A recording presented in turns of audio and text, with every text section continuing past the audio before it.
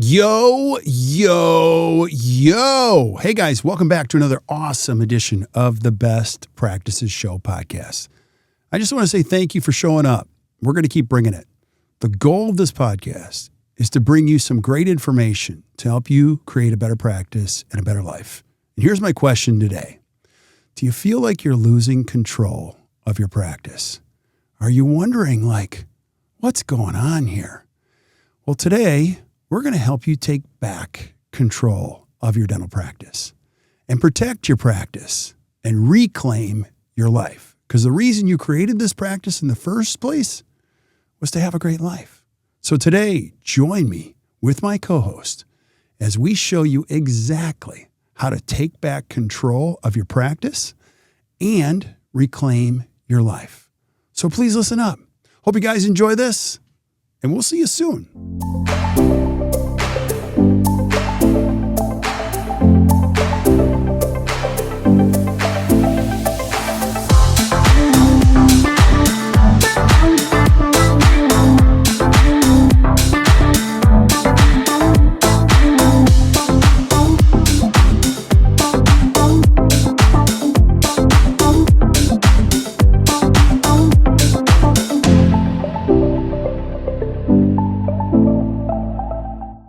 Hey guys, welcome back to the Best Practices Show podcast. You know the jam around here. Our job is to give you something to help you think better about your practice and your life. And you might be coming off of the heels of the Christmas holiday. And if you're like me, you're like, I just ate too much. I just got to think better about this year. You showed up to the perfect podcast because you know what we're going to do?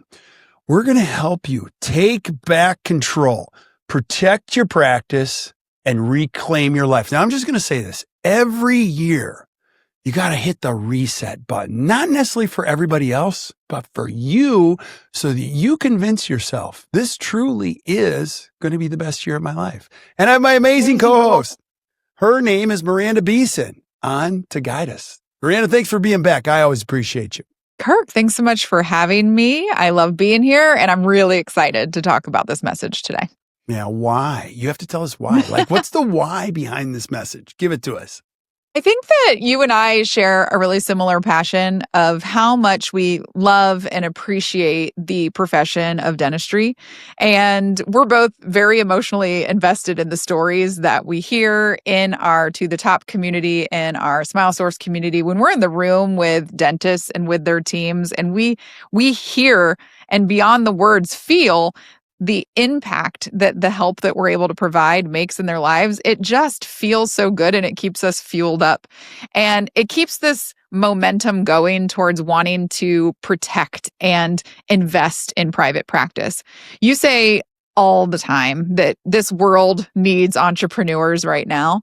And I couldn't agree with you more. I think that so many dentists are entrepreneurs and don't necessarily think of themselves that way. So I love being able to spread any type of message or help in any way for a dentist who owns their own practice to rise to the occasion of being an entrepreneur and feeling really confident and comfortable in that seat. We're going to talk a little bit today about the E-myth concept of the 3 circles when you own a business that you have to function within for it to be successful. And we don't always think of the dental practice as an entrepreneurial business. But in reality, if you own your own practice, you're an entrepreneur, and that can be really exciting or it can be really scary. And it's just a matter of if you have the tools and support to feel like you know what you're doing. So that's what we're going to talk about today. And I'm super excited because a new year right around the corner, and we want to do everything we can to help people feel like this is the year that I can take back a little bit of control. I can feel like I'm running my practice and my practice isn't running me this year. And then I can enjoy my life outside of this a little bit more. Yeah. And I love this conversation so much. And so if you're listening, you know, there's a big narrative in dentistry of get out of the chair. You know, the good and the bad in dentistry is that you do have to be in the chair working, most of you, for your practice to work. And I always say to people, or a big reason why people come to us and get coaching is they don't invest in entrepreneurial time. They don't know how to be a leader. So I'm like, this is where we can help you. You focus on the dentistry and slowly we're going to build this into your schedule. You don't have time to think about your business. Let us do that. and then we'll get you to do that, and it'll be an amazing opportunity. But you do need to live. I want you to talk about why most dentists live in the chair, because you've seen it firsthand, not only in the coaching side, but actually in practice. Talk more about that. Yeah, well, there's 3 circles. If anybody hasn't read E-Myth, it talks about being an entrepreneur. And when you're an entrepreneur, a lot of times in the beginning, especially when your business is smaller, you have to fill all the roles. You're the technician, or in our case, that's the clinician. You're providing the actual service that your business represents. And you also have to be the entrepreneur, and you have to think about those strategic things and vision and data and revenue. And then you also have to be a leader. Maybe you have 1 team member in the beginning, or maybe eventually you have 4 or 5, and you have to lead those people towards that vision. Most dentists live in the chair, and they don't really balance those 3 circles. They're not really stepping into the entrepreneurial or leadership focus as much. And a big piece of that is just comfort. Your clinical role is what you went to school for. You spent years and years mastering the craft. You've gotten to where you feel really confident at that. And so when you're in that clinical space, it's comfortable. Not only that, a lot of times you are really necessary to be functioning as the clinician, right? If you are responsible for 70% of the production that comes out of your practice, yes, you have to spend energy and time within that space of being in the chair. However, we're going to talk in this podcast today about how important it is to divide that time strategically, a little bit at a time, even as you're getting started, so that you're stepping out of that comfort zone a little bit into those spaces that maybe don't come as naturally for you, but are going to help you to be able to invest and enjoy that much more of the time you do spend in the chair. One of the things that Behrendt talks about in our organization is, like, we want you in the chair. Like, you love being a dentist.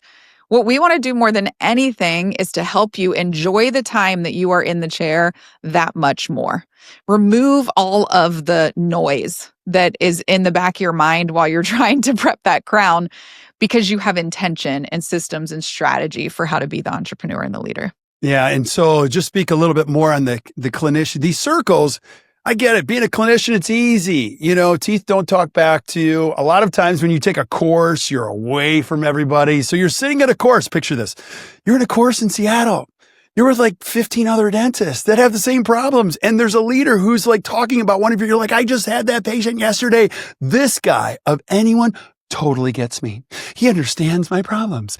And it's didactic. It's scientific, and you can see a clear pathway out. It's logical.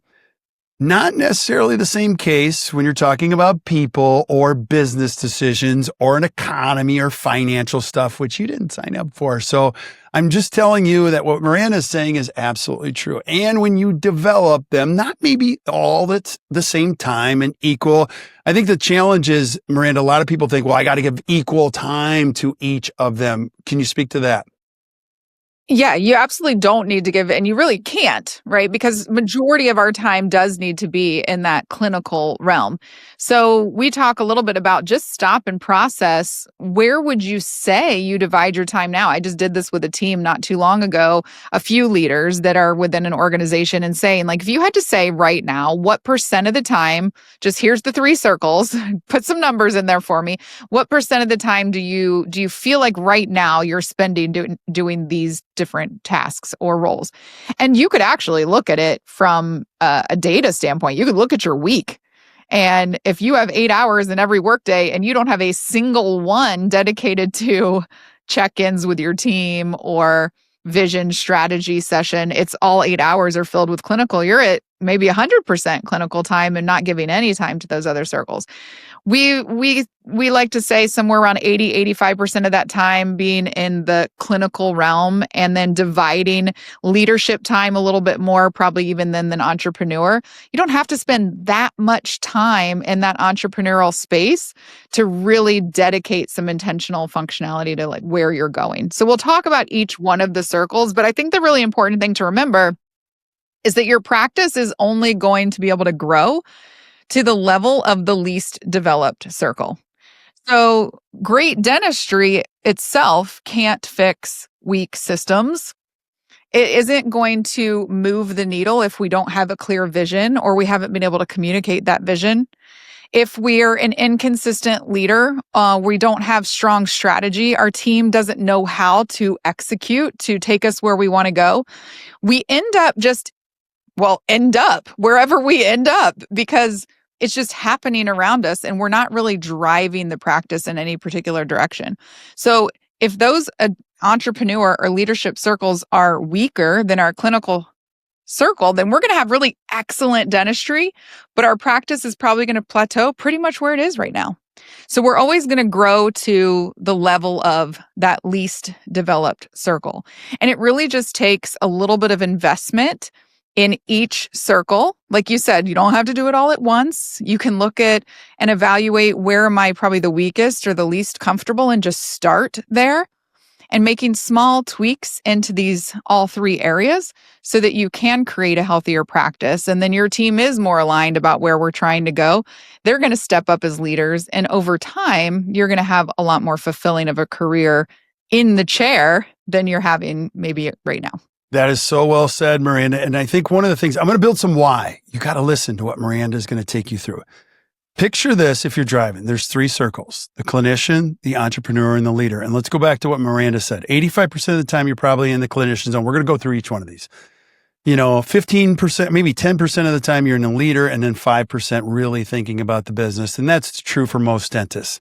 The challenge is if you don't develop the other circles, you become hopeless about them. And I love what Dr. Ryan Bond said in a To the Top study club. He said, it's sad that most dentists sell 100% of their practice or even 50% of their practice for that remaining 15%. You can develop those. I'm just going to tell you, ownership is the best thing ever because you can pick your path. You can make decisions. Don't feel hopeless and think you have to sell your practice or bring in a partner because these things aren't working. We see it firsthand. We see amazing people come in, become better leaders, and they have said to us, I know I can do this now. They have just developed themselves. Would you agree with that concept before we get into these three? Oh, yes, absolutely. I agree with that. There's, a lot of times people will ask questions like, is there a certain type of person that's a better leader than another leader when we talk about maybe DISC or things like that? Like, absolutely not. The best leader is a self-aware leader, starting with knowing where you are now and where do you want to be or where do you want to go. It doesn't matter what your personality style, what your communication style is. Anybody can grow and develop into a leader and grow and develop those entrepreneurial skills. And you don't have to go to school for it. You don't need a degree in organizational management to figure this piece out. You can just go to the school life. There are so many books and podcasts and audiobooks and opportunities for you to explore a little bit more. I share my personal story a lot. I started as a dental hygienist. And I had no intention or awareness that 15, 16 years down the line, I was going to be a practice administrator, managing 30 plus people and multi-location dental practice. I never would have envisioned that for myself. But as that came to fruition in front of me as opportunity, I was self-taught in leadership. I binged Craig Groeschel leadership podcasts on the way to work in the morning, and I'd listen to Andy Stanley or Minute with Maxwell on the way home. And I read every book I could get my hands on that helped me to better understand not only myself and how I want to show up as a leader, but also to understand others so that as a leader, I could provide the best development paths to them. And so a lot of times people will ask me, like, how did you end up feeling like such a confident leader? And it's self-taught. So if you want it and you feel like leadership is an area where maybe you feel like you're a little bit weaker, it's not as comfortable. Every time you think about having to have those hard conversations or a check-in, you think, man, I wish I had somebody else who could do this for me. You can develop the muscles, the skills to feel really good about having those conversations. It just takes a little bit of initiative and some goal setting. Same thing when it comes to entrepreneurship. There's a lot of opportunities out there to look at, how do I look at data? to better understand what's happening in my practice. I have a fantastic client who I consider a friend now. And she told me from the very beginning, I am like an ostrich when it comes to data. Don't show me that scorecard. I just want to put my head in the sand. I'm going to go focus on my continuing education over here. I'm going to let my office manager deal with that part. And over time, she recognized, I'm not doing my team or myself really a service by ignoring the data. Let me step into these really uncomfortable entrepreneur shoes and start to understand what this data is telling me about the practice. And she's so much more confident now. She can tell me the trends that are happening in the practice. And she's more confident when handling those conversations with team members too, because she knows the why and what's going to happen on the data side, on the other side of it. So it's just a matter of like digging in, and you can grow and learn any of these aspects in the same way that you can advance your clinical skills. Totally agree. Totally agree. So let's go through each one of them. Let's start with the clinician. And you said comfort zone. Can you explain that? So I started with clinician because it is what we all pretty much know, right? It is the comfort zone. Most dentists go to school because they're encouraged and intrigued by the healthcare side of it, the artistry of it, maybe. There's a lot of people who really it's an art what they do in terms of their clinical skills. And so most dentists stay really committed to clinical excellence. If we really put down how many clinical continuing education hours a dentist puts in their career, it's pretty impressive. And we've seen it time and time again within our community. I've seen it in practice for myself. This is where most dentists start, and it tends to be just the main point of CE focus and professional development. And so because of that, it is the comfort zone. It's the easiest place to just settle into. And when, Barrett loves to tell the stories of like you get up from that really hard thing, you're walking down the hall, you have to do the hygiene exam, and you hear that person who answered the phone and they just said, "No, we don't take that insurance, but you can call the number on the back of your card and find someone who does." And your leadership, senses go berserk, but I don't have time for that right now. You know what? I'm going to settle back in. I'm going to go do this procedure.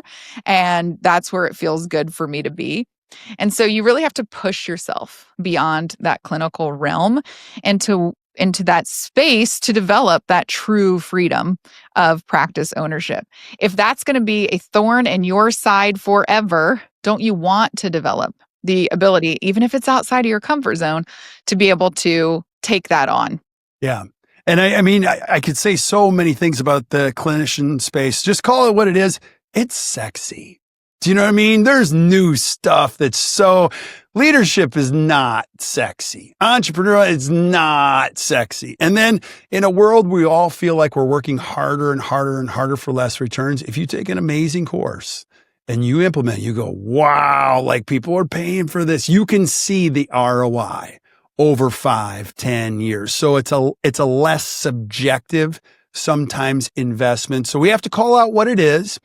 And as every comfort space is, got to get out of the comfort space. So Kirk, you're not wrong. You don't walk into the Greater New York meeting just is happening, and you don't walk in and start talking about, man, I've really built up my leadership skills. Do you know my check-ins these days? Like, I am crushing them. Totally. No, we're usually talking about the 3D printer that we invested in, or the new lab that we built out and we've moved everything in-house, or the salivary testing program that we've implemented and what it did to boost our production. Like, we are generally in the world of dentistry, like you just said. I love that you said, like, that's the sexy piece. That's the flashy, the sexy, the trendy, what's happening. And it's super important to focus on those things too. That is, like we said, 85% of the time, that should be what we're focusing on as dentists, is what is new, what's innovative, clinical excellence, mastery, and more. But we also have to be careful if we don't develop those other realms, that the clinician becomes the identity. And so when you live fully in the identity of the clinical space, it becomes more and more common to just not even know where to begin when you're going down these other paths. And eventually, like you said, that little voice out there that says, like, somebody else could do the rest of this for you and you could just do this dentistry. You're like, oh, that sounds intriguing. But in reality, it's really not that hard to dig into building your muscles around the other roles. Totally agree. And we are going to build muscles around that. And I could go on for 30 minutes, but I won't. why this is so comfortable. I mean, I look at some of your Instagram posts. Think about what you post. You don't post that, wow, I made a really hard decision with my team and they responded. It's going to be tough, but it was a good decision. You don't post like we made a tough decision today. Look at their face. Before and after the team meeting. Yeah, before and after. But you see an amazing case. You're like, oh, let's get the right angle on that. I'm going to post that on Instagram today, tomorrow, and the next day. You know what I mean? So, and you should geek out on that. And you should be really, really proud of what you're creating in that space. We just can't ignore the other ones too. We're just having fun with you. So let's go to the second circle, Miranda, which is often the hardest, which is the entrepreneur. Talk about that. So I've said it once, I've said it a million times. I'll look right at a dentist and I'll say, when was the last time you had a leadership meeting? And that might just be you as an independent dentist. You might not have a partner in your practice. You might not even have an office manager in your practice, but you do need to set aside that leadership time for even just yourself, that deep think time to align on what's happening, where have we been, where do I want to go, vision, values, expectations. So I'll look at a dentist and just say, you're an entrepreneur. A lot of times you have a $3 million business. That's super impressive. And it's happening without a whole lot of intentional focus on your part. Imagine what could happen if you did put a little bit of emphasis there. So I think number one, we just have to remember that as private practice owners, you are an entrepreneur. And that's something you can be really, really proud of. If that circle is weak, the business is going to control you. And when it's strong, you're going to be able to reclaim your time and your energy margins. Yeah. I'm just going to share with you guys as listeners because we see this firsthand. I mean, if you don't know what we do, we coach practices all over the country. The single hardest thing that we have to convince a team of that when we're coaching them is what? Miranda, I'm going to prompt you because we might have to, I'll just say. I was like, you tell me because I can. Is the 2-hour weekly meeting. I have spent 31 years of my life trying to convince a dentist, you got to land the airplane to work it on the ground. And they all of them, and you know who you are, they resist it. You don't understand. What am I going to do for 2 hours? And then they try to come up with these, I'll do them on Thursday afternoons, or I'll do them once a month at the end of the day. I'm like, no, you're going to do them on Tuesday morning or Wednesday morning. And then their heart stops and I got to resuscitate them. And I make a deal with them. I'm like, if you're working 32 clinical hours, and I'm going to make the same promise to anybody listening. If you are working 32 clinical hours a week, and you make a commitment to 2-hour weekly, and I did say weekly team meetings at a defined time early in the morning. Now you're going to stress out because you're going to be thinking I could be prepping dentistry right now, but it's going to work for you because you won't waste a minute. And you do that for 2 or 3 years. I promise you, and you can hold me to this, your practice will get better and better and better and better. You won't even know why it's getting better. You're going to see, wow, our profit margins are better. Everybody's getting along. But that's the entrepreneur. That is a bold statement that you as an entrepreneur have to go, I'm going to put the flag in the ground. I'm going to stay away from patients. You guys are my first concern. Let's get better as a team. And there are dentists out there who go, no, I'm not going to do it. And they don't do it. And it becomes a struggle for them to implement change. But that is an example of entrepreneurial time. Would you agree on that? Absolutely. I agree with that. And it's time that a lot of people say, I don't have, time to do that. I'm like, you don't have time to not do that. If you don't carve that time to work on your business, build your systems, align your team, you're going to plateau or even regress from where you are currently. So what I'll tell you from experience is, yes, that does happen quite often. And I'm a little bit of a accountability bully with my teams. And I'm like, no, we're doing it. Even if it takes, 4 or 6 weeks to get it going, because it's hard to move patients. I get it. We're going to squeeze some in wherever we can until we can build this out. But we work together. We find the right time of day, usually in the morning, midweek. And by the time they're a few months in, the team does not know how they operated without those meetings. And the 2 hours is gone before you even know it because you're using the time so intentionally. We're not just sitting around for 2 hours fussing about the, dishwasher that's broken in the break room. we're really intentionally using that focused time and energy to build the business and to improve the business and to make patient care better, to improve the patient process. It's building our brand out in the community. As our practice gets better, our brand gets better. It's a cyclical thing when we really give that attention. Now, I would also argue that there's a couple of other things you could do. I don't know if argue is the right word, but I would add on that there's a couple of other things that you could do that's entrepreneurial time commitment that pays you back endlessly. And again, I mentioned having leadership time. A carved out hour minimum a week where you're thinking about the practice as a entrepreneur. You're thinking about what's happening in the practice. You're thinking about your team. And then from that leader standpoint, blocking out those connection opportunities to really get to know your team, provide the feedback, get feedback from your team. You can really structure your schedule in a way that you still hit or exceed all of your production goals, but build in this really important time to help develop these muscles and these roles that are outside of the clinical realm. Yeah. And I mean, I'm biased, but like one of the best ways you can do leadership time is just hire a great coach like Miranda. You might be thinking, well, what would I do in leadership time?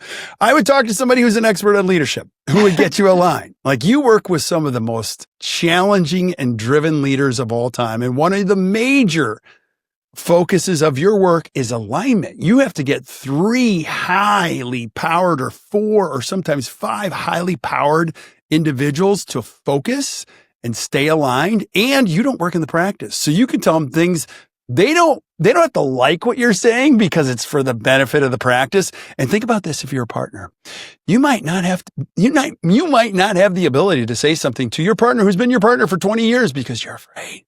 Well, when you hire a great coach and you invest in entrepreneurial leadership time and she facilitates or he facilitates that time, they can get you aligned in no time. Wow, that's a lot of times. Kirk, and yes, and sometimes it's the opposite too, where it's a solo doctor and they're not as much of a driver personality, but they know they need that. So you have to help them conjure a little bit of follow through and a bit of accountability and a bit of courage towards some of the things that might feel a little bit scarier. And as a coach, we're balancing depending on who's on the other end of that conversation today. I have these really strong drivers who sometimes I have to slow down and say, whoa, you guys should align on that first. And then I have doctors who are really struggling to even know and decide what they want.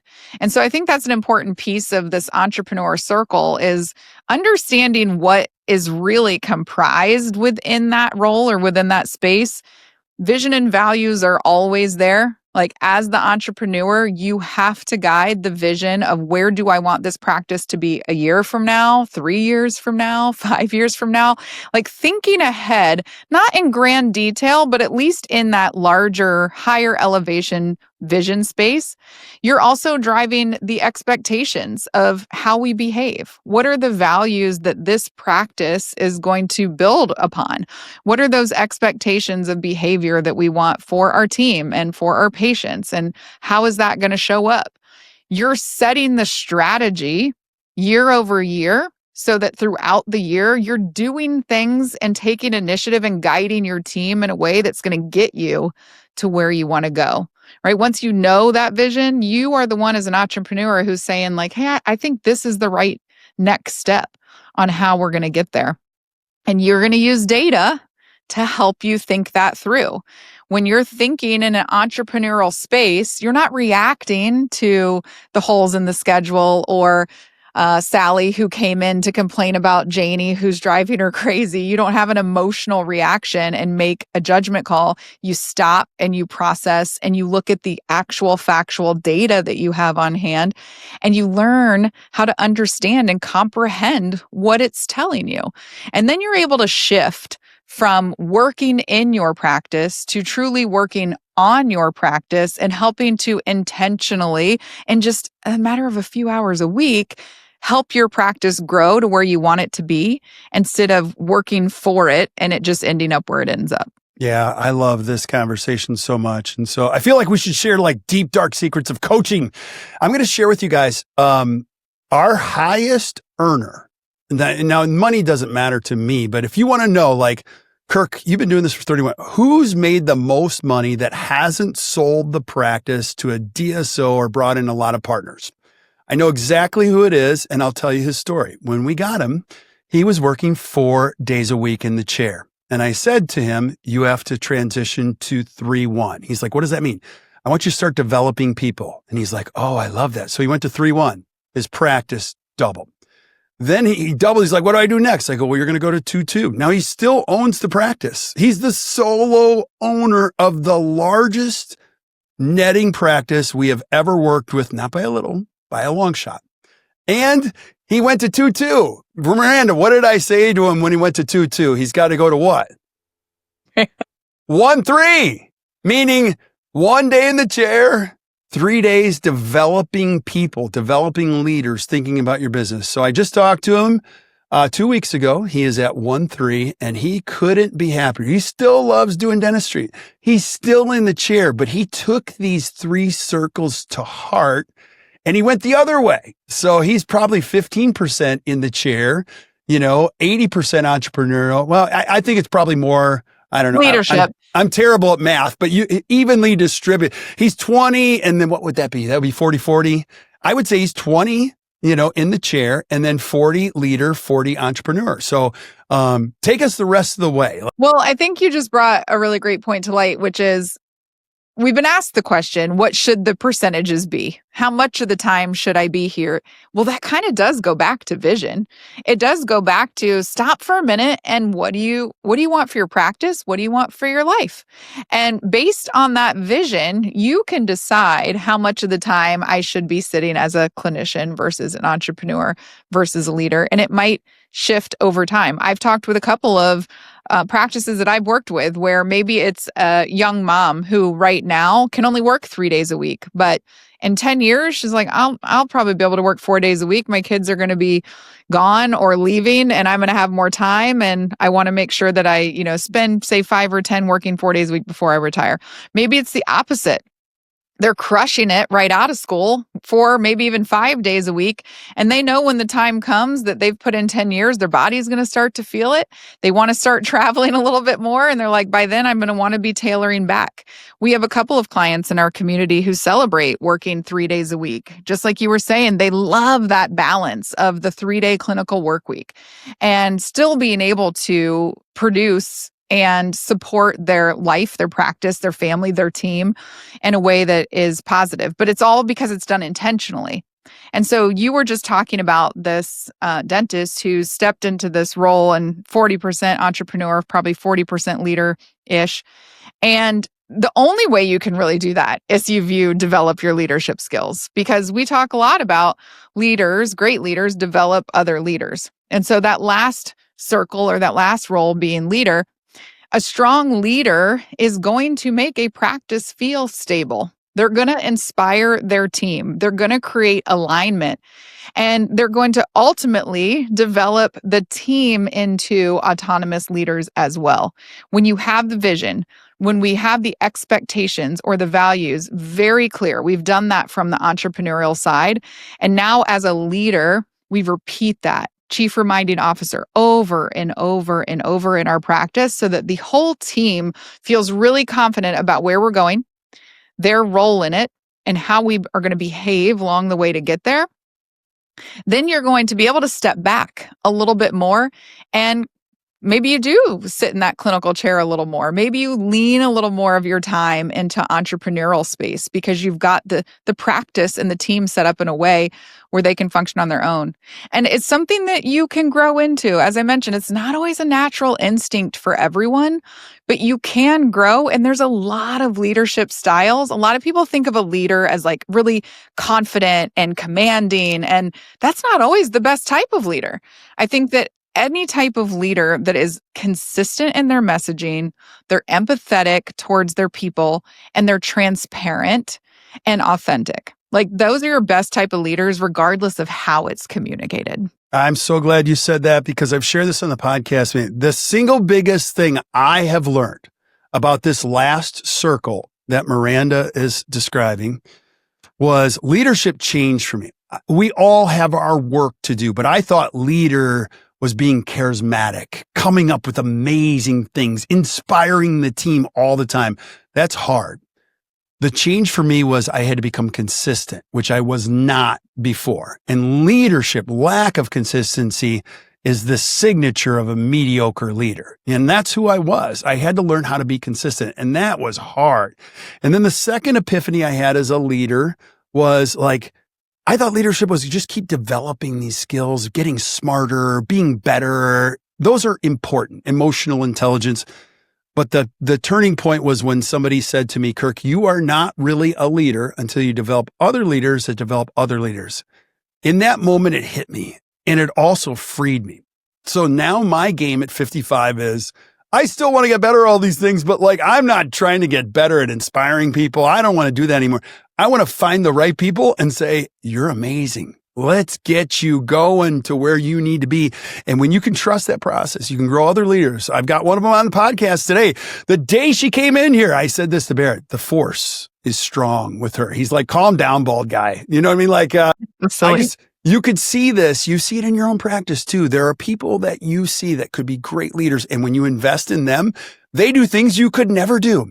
They take you places you could never be. And the journey becomes fun. I used to think this journey was me driving this tandem bike and everybody else was on the back. And now I've learned I'm on the back. You guys pedal. Where are we going? And Miranda will go, just listen, just pedal. And I love that. So make sure you make that shift at one point. When you start investing in people, like the dentist I told you about, and that was not an easy journey for him. I'm like, you got to really invest in people. Invest in your doctors that are there. Invest in how they treatment plan, how they talk, how they lead, how they carry themselves in the hallways. Spend your time doing that kind of stuff. That's where you get the exponential returns. So, Miranda, give us some final thoughts, some big takeaways. Any additional thoughts? Well, you can't thrive by operating in just one circle. Like things will be okay for a given period of time, but the practice really needs all three parts. That entrepreneur piece of you, the leader within you, and the clinician to really be successful. You just mentioned developing people. Systems are really, really important. We say all the time, systems run your practice and people run the system. So as an entrepreneur, you're thinking and you're looking at the data and you're determining what systems need to happen for this practice to go where it needs to go. And like as a leader, you're developing the people to be able to facilitate and run those systems. And in doing that, you're giving them ownership. And so if you are stressed by the 7 Post-its you have on your desk every time you come back to your office and between appointments, that stuff goes away. You say all the time, the crazy goes away when the expectations are clear, when we're leading through that repetition and consistency. And you really need all three to have a well-rounded practice that's going to be able to grow. And strengthening the circles ultimately strengthens your life. Because if you're stressed by your practice, you have the freedom and ability to make a difference in that. If you're sitting in your car, like, here we go again, or you're getting those Sunday icks because the weekend's coming to an end and you have to go back into the practice tomorrow and probably going to bury your head into the clinical chair because that's where it's comfortable. I don't have to worry about all the gossip that's happening over there or the thing that broke over there and who's going to fix it. You have the freedom and ability to build these circles and these muscles as an entrepreneur, as a leader, so that your practice is healthy, your leadership is clear, and ultimately you can just enjoy the life that your practice is supporting for you. Because in the end, we were talking to Paul Sletton. He works he's a transition specialist in the Sletton Group. And we were talking about these 3 circles not too long ago when we were in the room with a group of dentists. And he said, he talks to dentists typically towards the end of their career, when they're approaching or thinking about retirement. And most of them aren't excited. They're actually scared. They're a little nervous because their identity is tied so directly to being a clinical dentist. And they haven't maybe created the life outside of their practice because they were tied or burdened to the practice, or they haven't created the space through that entrepreneur role or that leader role to step slowly away from the chair and still feel confident in what they're creating. And that's what we want to be able to help people do, is feel that freedom of entrepreneurship and the confidence that you don't have to be owned by this practice. This practice can be a beautiful thing that helps for you to go out and live your best life, whatever that looks like for you. Love it. And love it's all it. about being intentional. I love it. So we always want you to do something. So Miranda, let's get some people to take some action. We're going to have them choose one circle. What do you want them to do with the circle? Yeah, I think just choose one circle. If you're listening to this and you had little pings of oh, that's me. I don't like to look at data, or, oh, I hate a check-in, whatever it might be, look at those 3 circles and just pick one and say, this week, I'm going to intentionally give 1 hour of time to that circle that I normally don't. Maybe this week it's entrepreneurial, right? Maybe you are the one that doesn't like to look at the data. You let somebody else worry about that. So this week, 1 hour, stop, maybe watch a webinar to learn about data, maybe dig into some reports on your own, block the time, protect it, and just do that one task that helps you move forward into a circle that maybe isn't your comfort zone. I love it. Miranda, that was freaking amazing. I absolutely love it. And you know this, if you're listening, these are concepts that are very near and dear to our heart. And so we're here to help every step of the way. So true to what Miranda said, I want you to pick one circle. If you're listening, pick one circle and dedicate 1 hour this week. If you don't know what to do, you can join us in the Best Practices Association. We have some great tools back there.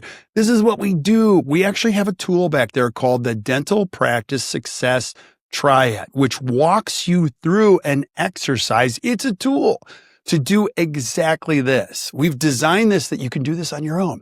And if you do it on your own and you're still not happy, we'll help you do it. I would just say this, your life is moving fast. If you're not getting the progress that you need, don't do that anymore. 2026 should be the best year of your life. We want that. You should convince yourself of that. And you're like, Kirk, that's not necessarily true. Then get some great people around you. And it might include getting a coach. And if you've tried everything, you can reach out to Gina on our team. You can learn more about ACT, and we will make you do it. If you want to know what a coach looks like, it's the person on the other end of this podcast. I'm actually terrified of her many times. She will just make it happen. But we have a whole team of pro coaches here that holds you, use the word accountable, to implementing change so that you love going to work. Life is way too short. Make sure you enjoy it. So I hope you enjoyed that. I hope you guys have an amazing 2026. And the one thing I can tell you is we're going to be here every step of the way. I want you to roll up your sleeves, get involved in our community. We've got some amazing things ahead, and we're just so excited to have you part of the journey. Miranda, thanks for being here. I always appreciate you. Thank you, Kirk. I appreciate you as well. Awesome. Stick around. We'll say goodbye to everybody else. Blah, blah. I'm fired up today. That's all, folks. Yeah, that's all, folks. I hope you guys enjoyed that. If you enjoyed it, please do us a favor, hit the share button, share it with your friends, keep spreading the word. We're going to keep bringing it. So until we see you guys next time, or you hear from us next time, keep watching or keep listening to the Best Practices Show. You guys enjoy your day.